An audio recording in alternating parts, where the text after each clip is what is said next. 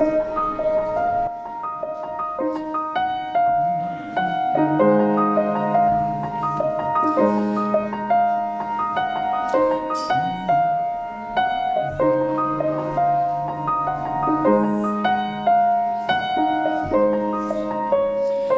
can hear you, but I won't. Some look for trouble, while others don't. There's 1,000 reasons I should go about my day and ignore your whispers, which I wish would go away.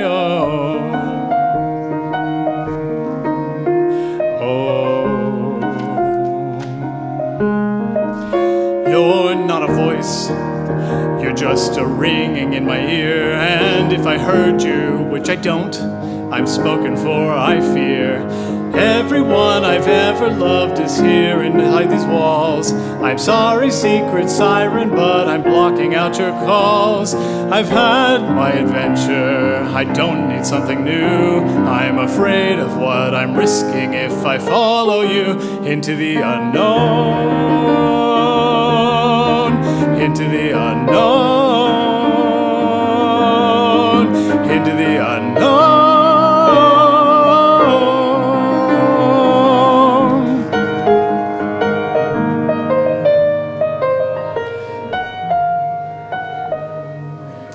What do you want? 'Cause you've been keeping me awake. Are you here to distract me so I make a big mistake? Or are you someone out there who's a little bit like me, who knows deep down I'm not where I'm meant to be? Every day's a little harder as I feel my power grow. Don't you know that part of me that longs to go into the unknown? Into the unknown, into the unknown.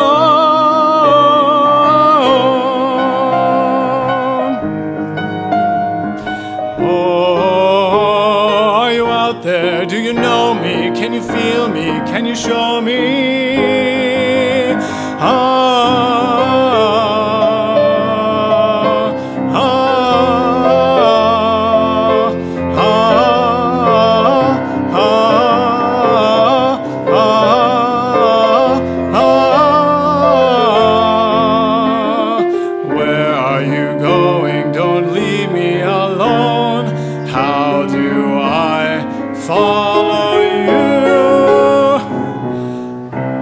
Into the unknown.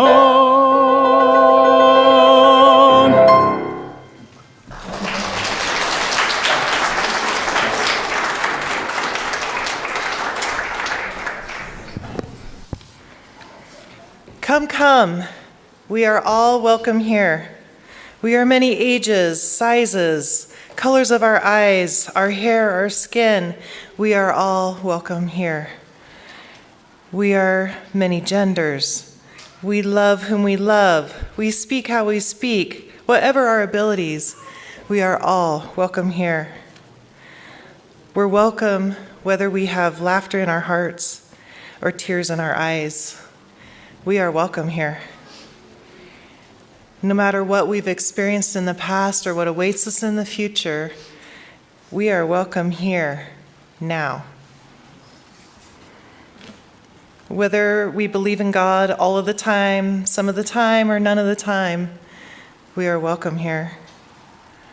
This is our community of open minds, loving hearts, and willing hands.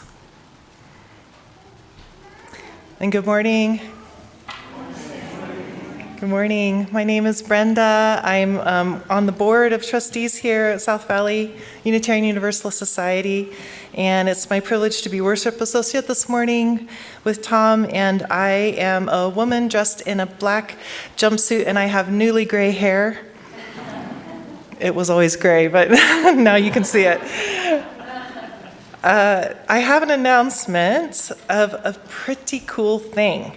So September 28th, a couple of Saturdays from now, Across over 100 UU congregations, we're going to have a climate justice revival.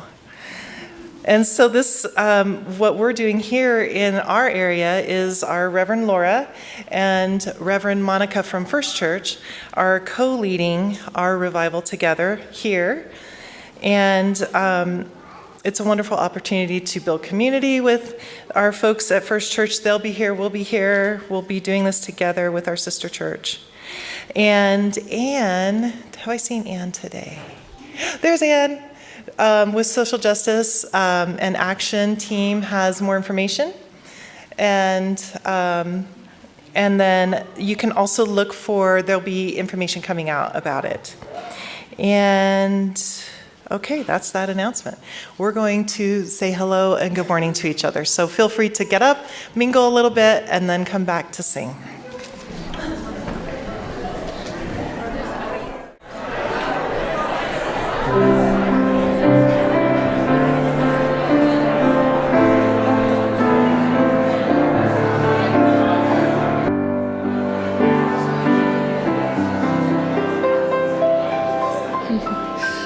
Please stay standing as you're willing and able, and we'll sing our congregational hymn, Spirit of Life, on page 123.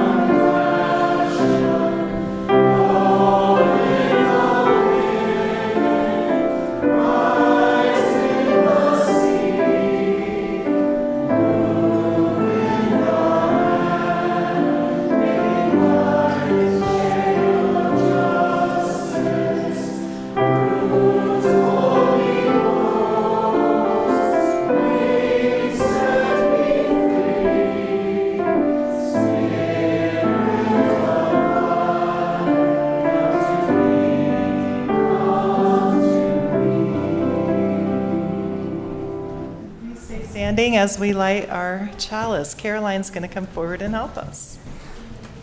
Come on up, Caroline.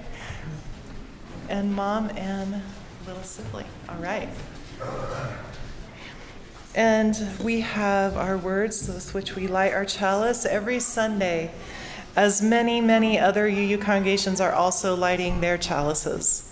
We are connected across space and time. Let's say our words. We light this chalice for the warmth of love, for the light of truth, and for the energy of action. And now you may be seated, unless you're a young person or young at heart and want to come on up for the story. Does anyone see a picture above me? Yes. Does anybody see a picture above me? What is it? A fox. Our story today is about a fox named Felix. Okay, and we're going to have the pictures up there today. So as we go through the story, they'll change, so you can be looking up there too. Once upon a time, in a beautiful forest, there lived a little fox named, what did I say? Felix. Felix was curious and loved to explore. Anybody else curious and loved to explore? Yeah. Okay. And so, one sunny morning when Felix was heading out on his adventures for the day, his mother reminded him, always listen to your inner voice, Felix. It will guide you and keep you safe. So have you ever noticed sometimes we kind of talk to ourselves and there's a little voice that kind of knows what might be the right thing to do? Have you guys ever noticed that in yourselves? So that's what we're talking about today. And his mom was reminding Felix about that. Now, one thing his mom said it was a way to kind of take a moment to get in touch and remember that inner voice was to take a really deep breath And kind of maybe even close your eyes and pay attention inside. So let's do that. Let's practice that. So here we go. Big, deep breath.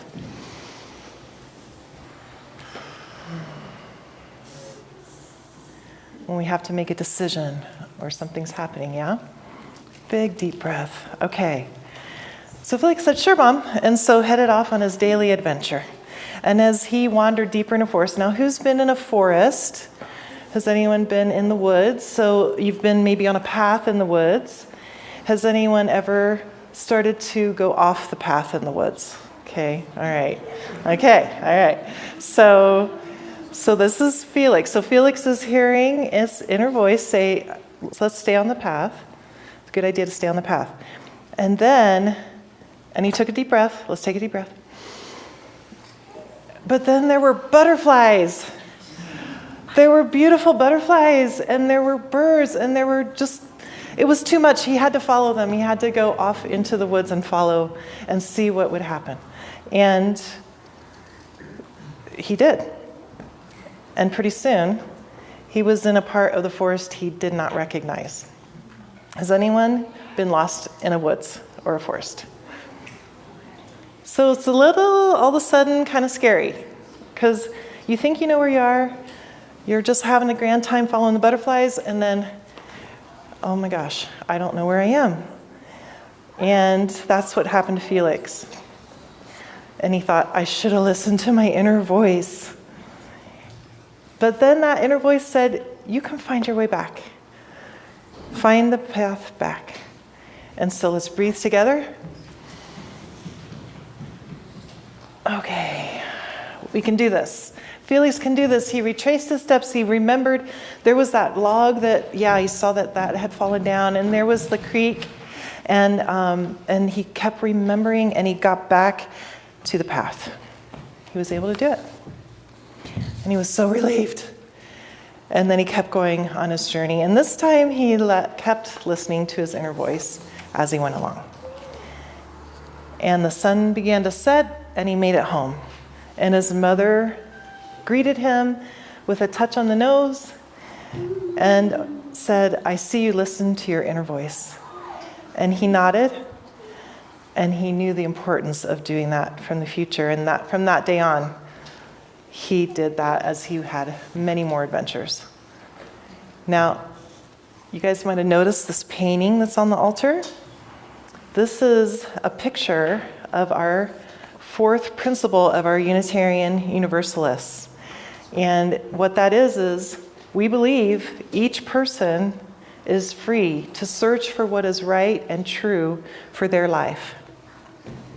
So it's important to listen to our own inner voice while we're doing that, While we go through our lives and we're making our choices and we're searching for what's right and true for us. Okay. Thank you for your attention, and we are going to have you go to Children's Chapel downstairs, and we're going to sing while you go. And you can go that way.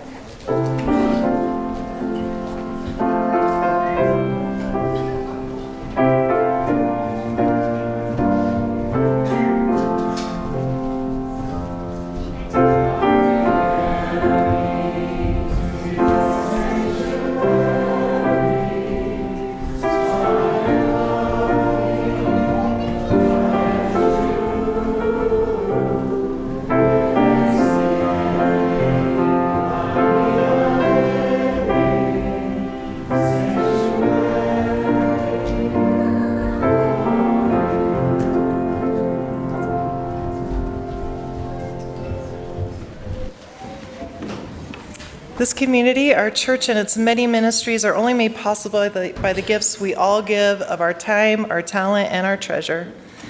Many of us pledge monthly to support the work of this church, and our gifts help ensure we're able to live our values of love and justice in the wider world. This morning, a portion of the offering that we're going to take now will go to the Good Samaritan Foundation. It offers programs for folks who are immigrants and refugees, such as free legal clinics at the Rose Park Neighborhood Center. And so please join me in reading our offering words. We are this church. We are its hands, its heart, its voice. Together we share the wealth of this community and sustain it with our peace.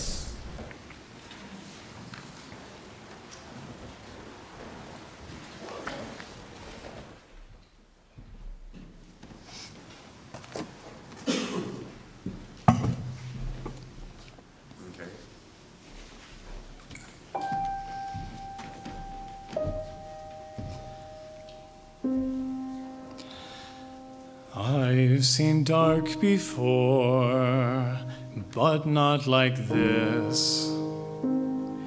This is cold, this is empty, this is numb. The life I knew is over, the lights are out. Hello, darkness, I'm ready to succumb. I follow you around, I always have. But you've gone to a place I cannot find. This grief has a gravity, it pulls me down. But a tiny voice whispers in my mind. You are lost, hope is gone, but you must go on and do the next right thing.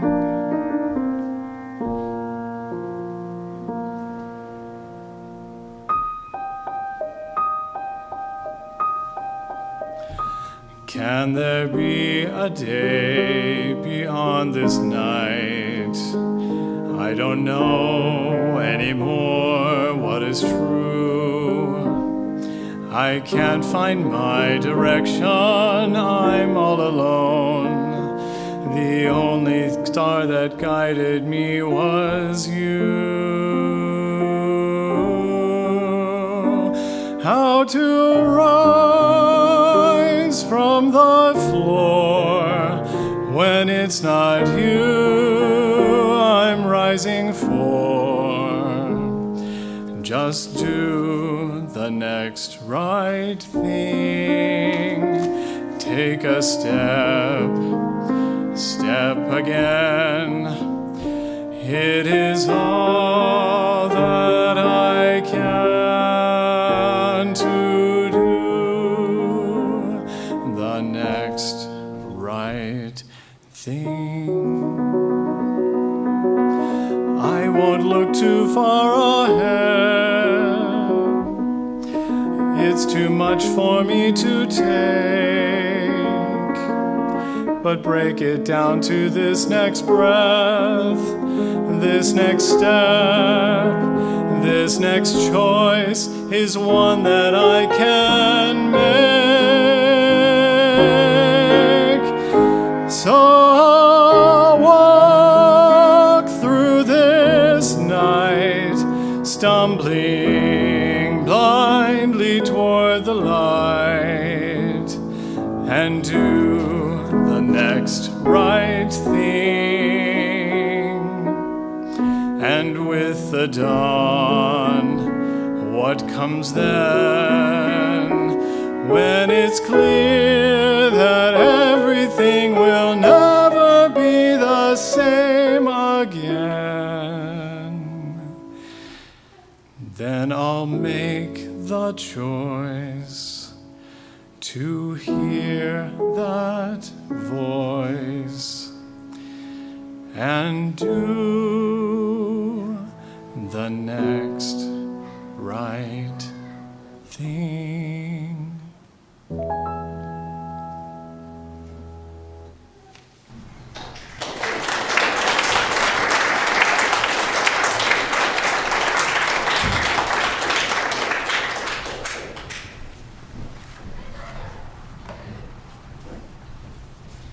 Thank you, Tom. For all we have received, all we have found the courage to give. May we be truly thankful. May these gifts be a blessing to South Valley and to the Samaritan Fund.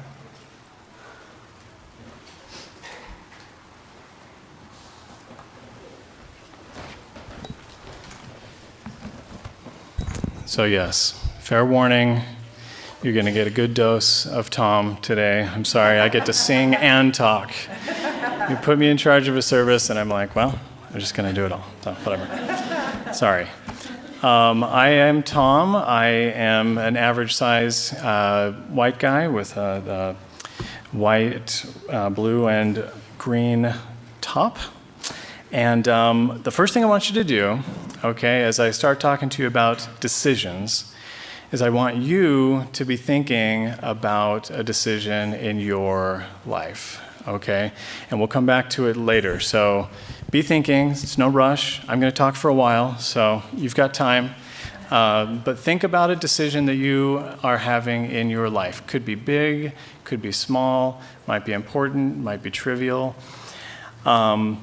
Anna and Elsa from Frozen are going to help you brainstorm the decisions, okay? So as those of you who have kids the same age as my kids are aware, I was singing a couple songs from Frozen 2, which, you know, I think there's really only 2 times in history that the sequel was better than the first, and it's Toy Story 2 and it's Frozen 2, right? Are you with me? Anyway, whatever. I don't know if you liked it or not, but it's a great movie. And the important thing here is that I think it illustrates 2 different kinds of decisions that happen, right? That first one is, that I sang at the beginning, is Into the Unknown, and Elsa is hearing this voice, right? She's, at the end of the first movie, she becomes queen, she's in charge of everything, yay, happy ending. But in the second movie, we find out, no, she's really not that comfortable doing the queen stuff, and she's really feeling like there's something else missing. So this is the kind of, you know, should I stay on the path I'm on, or should I make a hard left turn, right? Is that a kind of decision that you're in the middle of right now? And then later in the movie, Anna, whatever. Anyway, she, sorry, I think correctly is Anna, whatever. She thinks that Elsa's dead. She thinks that she's all alone and she's lost this life companion that she's had forever. And her personality is such that she's really kind of depended on Elsa throughout her whole life, and all of a sudden she's alone. And that's why that song is so, you know, sad and hard.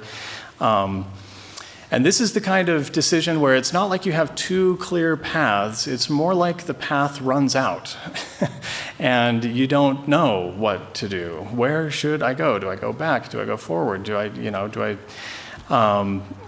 you feel like that in your life right now? Do you feel like you're a little bit lost and not sure about what to do next?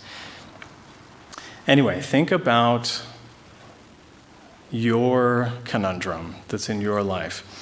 And as we do this, we're gonna talk through, you know, different techniques and stuff. But the first thing I want to emphasize is that I disagree. I think it's a very Unitarian Universalist thing to disagree with the song that I just sang, okay?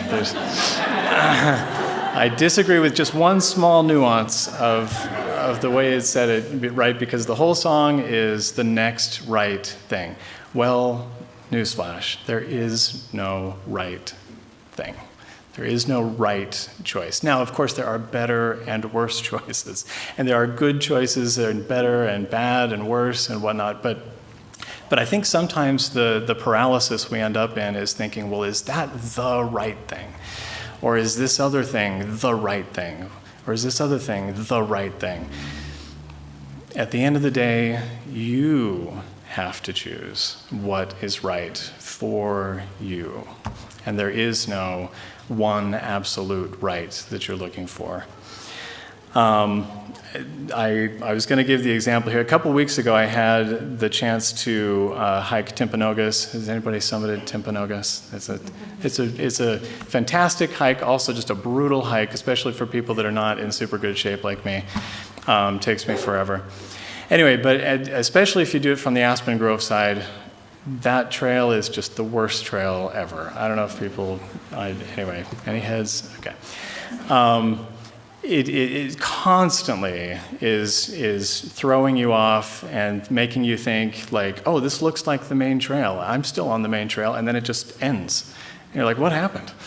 And you have to go back, and you have to figure out, and even, so when I do it, my technique is to pull up all trails. I don't know if you guys use all trails, but you know, stick all trails on your phone and literally just watch it as you're going, and you'll see like, oh, my dot is a little to the right. Okay, the trail must be to the left. Okay.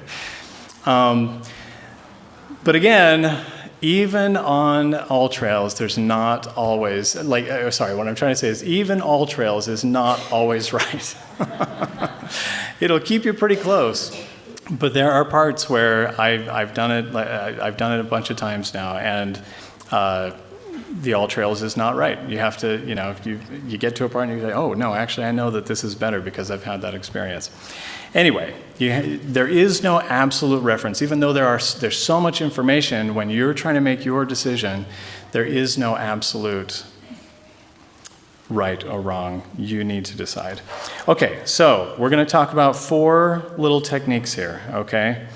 And I'm going to try to give you some examples of each one as I go, and hopefully it's not too boring. But the first one is imagining the future, okay? When you're making a decision, I think this is one of the most powerful things that we have as human beings. It's just this amazing, gigantic brain where we can sit there without going anywhere and just imagine what the future is like. And when I was thinking about this, I thought about Moses, okay? Now, you guys know the story of Moses, probably. Moses goes up into a mountain, sees a burning bush, and when he comes down from seeing that burning bush, he's absolutely on a mission, right? He knows what he's got to do. He's got to go, and he's got to free his people. I like to think, and this is just me, I don't have any data to back this up, but I like to think that probably what happened on that mountain, if it happened at all, I mean, honestly, we don't even know if these people existed in real life. But again, I like to think that what happened on that mountain is he envisioned the future. He was full of the troubles of his people, the things that they were suffering, and the opportunity he had to be separate from them at that time. And he realized, or he saw a vision of his people being free from that bondage. And that is what really gave him the mission, the energy to go do what he did. Who knows? Maybe he saw a burning bush as well. Maybe he stared at a bush long enough until it looked like it was burning. You know, whatever actually happened is probably not that important. But can you envision the future when you make your choice? That's the question.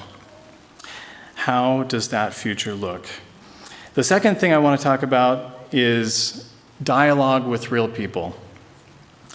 And yes, texting counts kind of a little bit, but in-person meeting with people there's just no substitute for having your ideas coalesce. I don't know about you guys, but I always get my best ideas in the shower. That's definitely my spot where, you know, I'll just sit there for way too long, use up all the hot water, and I'll get some great ideas.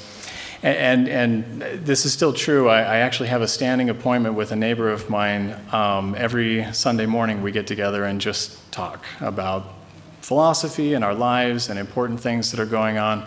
And so I get, basically every week, I get this opportunity to have some shower thoughts and then go over to his house and sit down and talk. And it's just crazy to me how I'll start to say the things that I just thought about in the shower, and like as I'm saying it, it's like, actually, that doesn't make any sense at all. What am I saying? Okay.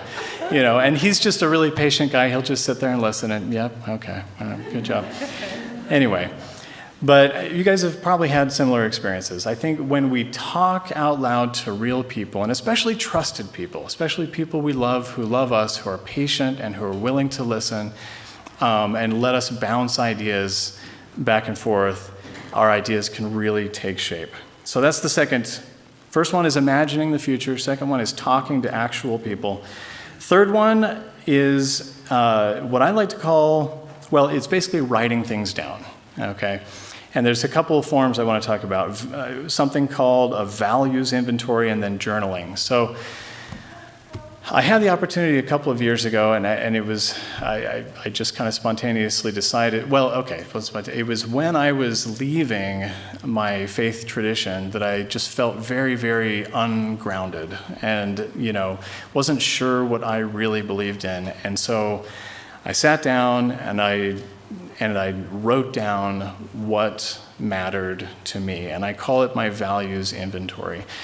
And it's going to be different for every person. I'm just going to throw a few ideas out there. But the question is for you, what matters most to you? Justice, inclusivity, family, kindness, truth, knowledge, cooperation. By the way, as I'm saying these, I want you to be listening to your own inner voice and think which one, resonates with you, which one you hear and you're like, yes, right? Cooperation, authenticity, freedom, bodily autonomy, gender equality. I could keep going, but this is an exercise for you to think about and to write down. And I know a lot of you might be thinking, oh, all of the above. Yeah, of course. No, everything you just said, 100%, I'm on board. But that's not really the point. The point is which things matter the most to you, because the more you can rank them, the more they will guide you in your decisions, right? As you're trying to choose, should I spend my time doing this or should I spend my time doing that? They're probably both good things, and they're probably both things that reflect your values, but which one really matters most to you? That's a values inventory. And as you do it, I also encourage you to just journal. I love journaling. and I have 3 specific instances that as I think about my spiritual journey, they were all on campouts. Yours don't have to be on campouts, okay? But campouts are meaningful to me. I'm a little bit of an early riser, so one of the things I just absolutely love to do is sneak out of the tent when it's still dark. You can still see some of the stars. Put on something warm, depending on where you're camping, obviously. And just sit there and write. And with technology nowadays, you don't even need to bring paper. I just sit there and, use my thumbs on my device or whatever. But the thoughts that you can have as you're writing them down are just, they're super meaningful. There was one time where I was camping, and it happened to be with a youth group, and they actually, it wasn't early in the morning in this case, it was in the middle of the day, but they told everybody that was there at the camp, okay, this is your time to go journal. And I said, okay, well, I'm going to do it too. And we all just went off into the woods in our own little spot and found a comfortable place and just started writing. And, sometimes you'll have a really meaningful experience and sometimes you won't. But this just happened to be that moment in my life that I wrote down, that I wrote down some of the most important thoughts that I've ever had. that really steered me that have steered me now for the last 4 years since that happened. So I encourage you to have those kinds of experiences. It's a little bit like Moses, you can have your own mountaintop experience. Like I say, for me, a lot of times it's actually getting up into mountains, but it doesn't have to be the mountains, right? This can be your own bedroom. It can be a quiet place. It can be a closet. It can be any place that you can be alone and hear your thoughts and write down what's most important to you. Okay, and then the fourth one is the theme of our service. Listen to your inner voice. And it's going to look different for everybody. So I want to tell one more little anecdote of, I used to live in California. We lived in California, my wife and I, and kids for a long time. And we were struggling. We struggled for a long time, mostly to try to buy a house. And we got to a point eventually where we loved living there, but we just knew we needed to do something different. And it was really eating at us, but we didn't know how to deal with it. And at the time, I was still very much a religious believer, and I said, okay, and I said a prayer, and I said, all right, God, I need you to send me a sign that we need to move. And on the very next day, sometimes I would bike to work where we were living, and so I was biking to work, and I noticed for the first time, it's a route that I'd done many times, but I noticed for the first time somebody just had their address. It was just their address. So it wasn't that, crazy, but they had their address. You know how sometimes people put it in tiny letters on the front of their house, and sometimes people put it in gigantic letters on the front of their house. Anyway, somebody had 801 on the front of their house. And I was just like, okay, that's my sign, 801, need to move to Utah. This is a true story. It's a true story. And I know it seems silly, and it kind of is silly, but I went home that day and I just said, you know what, I think that's my sign. I think we need to move to Utah. Now, my spiritual journey has taken me in a totally different place now. I no longer really believe that it was like a being sending me a message in a certain way, but I definitely know for sure that I was seeking something. I wanted to see something to help me make this decision, and I saw the thing I needed to see. So I think that, and whatever you believe, obviously, is wonderful and totally fine.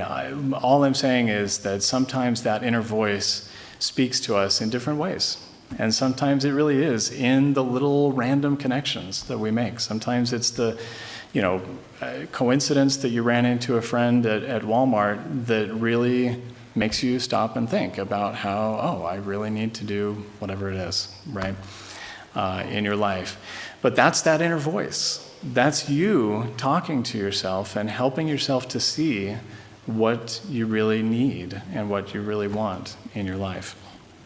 So listen to that inner voice, however it comes through for you, and it will be different. Okay, a couple more notes. So like I say, imagine the future. Talk to real people. Write things down and listen to that inner voice. Those are the 4 things. And along the way, don't forget to be kind to yourself, okay? I'll tell one more little story. I guess it's my... when I get up here and tell stories, it's always embarrassing. Anyway, so another terrible thing that I've done in my life, okay, is I bought a house in California in 2007. Exactly the wrong time to buy a house. Anyway, don't do that in 2007. But the point of me bringing this up is that, as I look back, it was probably the worst financial decision I've ever made in my life. But I really did try at the time. I talked to a lot of different people, and a lot of people told me to go ahead and do it. And now I don't listen to those people at all. No, just kidding. It's not true. But who could have predicted? There's so many things in life, and the truth, and I guess the point I'm just trying to make is that we can't be too harsh with our former selves. Our former selves made the decisions that we made, and sometimes they were good and well-informed, sometimes they may not have been well-informed, but we did the thing that seemed good to us at the time, and we were trying. And so be generous with yourself, love yourself, and also love others. Okay, so now, hopefully, you have your decision, okay? You're all thinking of some conundrum in your life. And now I'm going to invite you, and of course this is you, so you can do whatever you'd like, but I'm inviting you to go ahead and do a little meditation exercise with me. So get comfortable, sit up in your seat. I want you to take a deep breath. I want you to relax your face muscles. I want you to move your head left and right to relax your neck muscles, and then put your head up straight and feel your shoulders fall down and relax. Take another deep breath.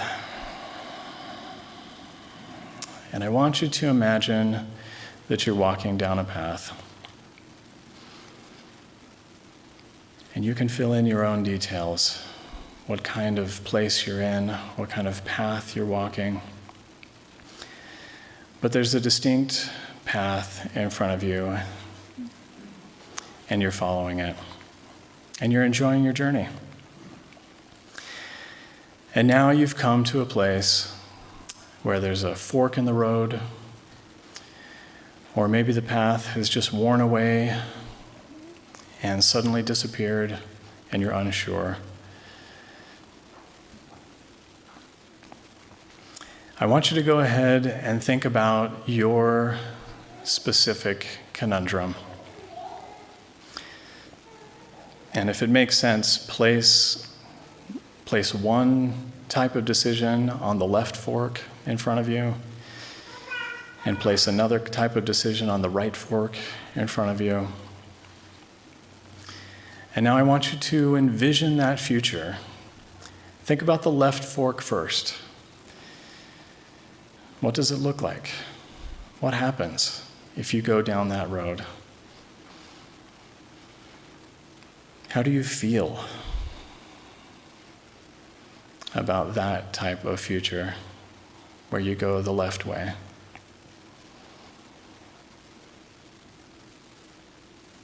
What effect does it have on other people in your life? What effect does it have on you?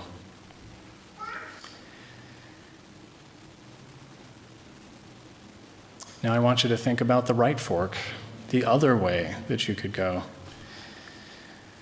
Or if there are many ways you could go, one of the other options, think of one of them and do the same thing. What does it look like? How do you feel?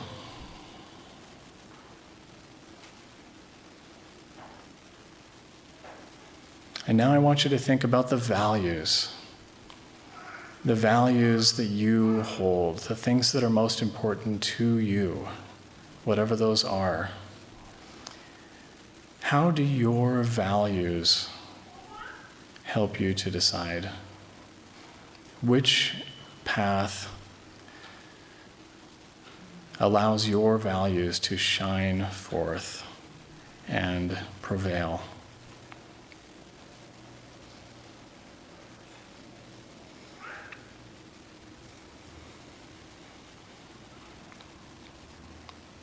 Now I want you to think, I guess if you're still envisioning this path in front of you, imagine that you have a cell phone and that you are in range of a cell phone tower.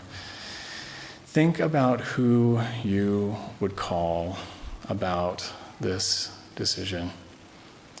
Think about the people in your life that you trust. Think about the people in your life who care about you. Think about the people in your life who might have some wisdom to share about this decision, or people who just are willing to listen and let you talk things out and work it out.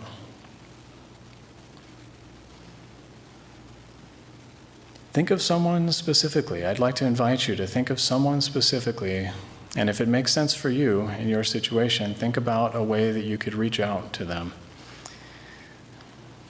Maybe schedule a time to have a coffee and talk about what's on your mind.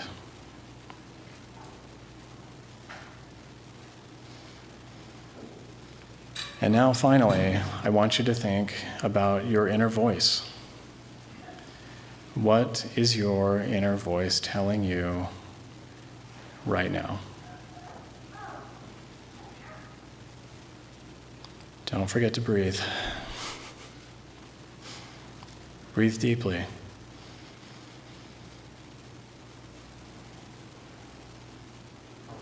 And don't be afraid to have a dialogue with your inner voice either. As a matter of fact, if you've already tuned me out, that's all the better. Listen to your own inner voice. Talk to your inner voice like it's another person standing in front of you, and hear what it has to say. Those thoughts that may not have surfaced for a long time, but that can help you. I'm going to give you about 15 seconds to just breathe and listen to your inner voice.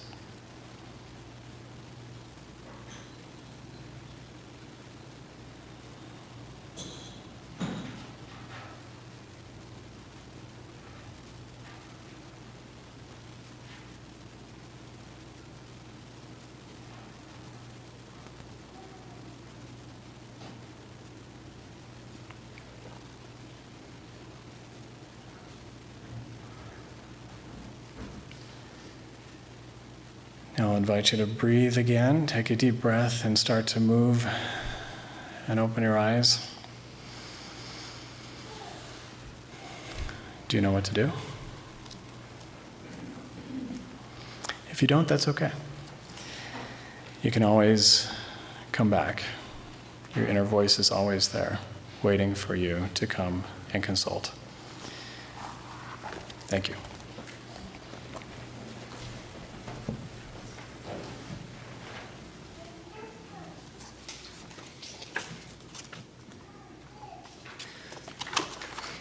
Our closing congregational hymn will be on page 100 in the hymnal. I've got Peace Like a River.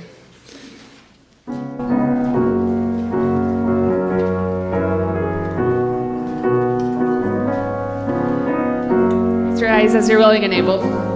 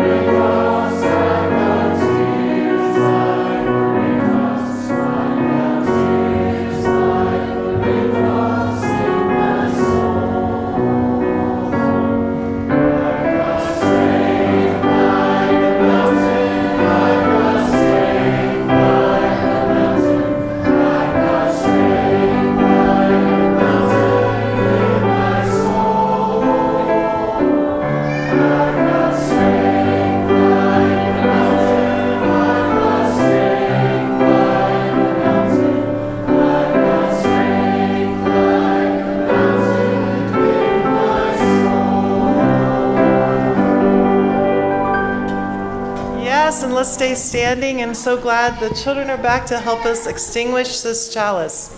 And let us say our words together. We extinguish this chalice, but not the warmth of love, the light of truth, or the energy of action. We hold each other in our hearts,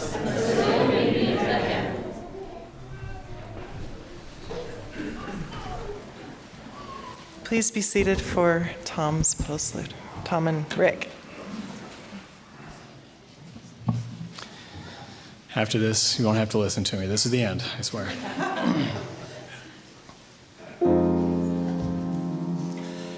In the midst of my confusion,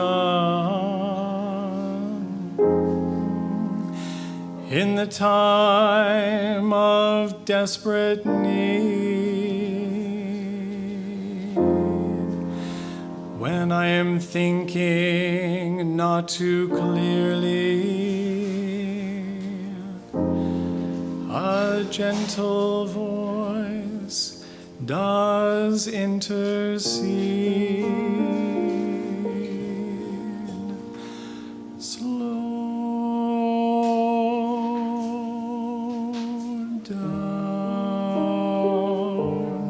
slow down, be still.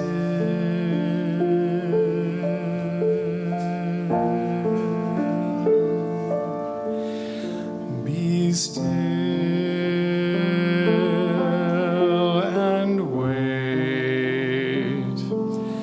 for your mind to calm.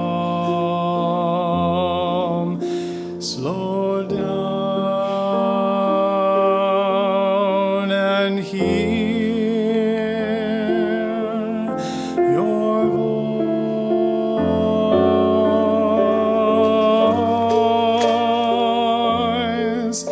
and find your peace within.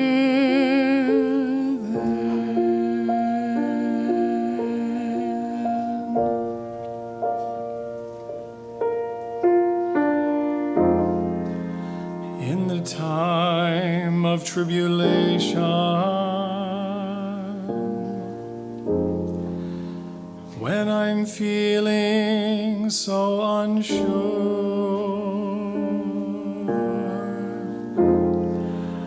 when things are pressing in about me, comes a gentle voice, so still, so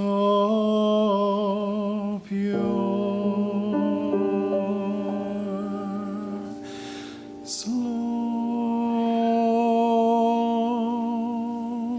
down, slow down, be still.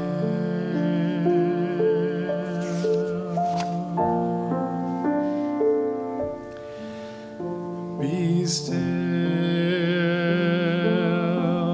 and wait for your mind to calm. Slow down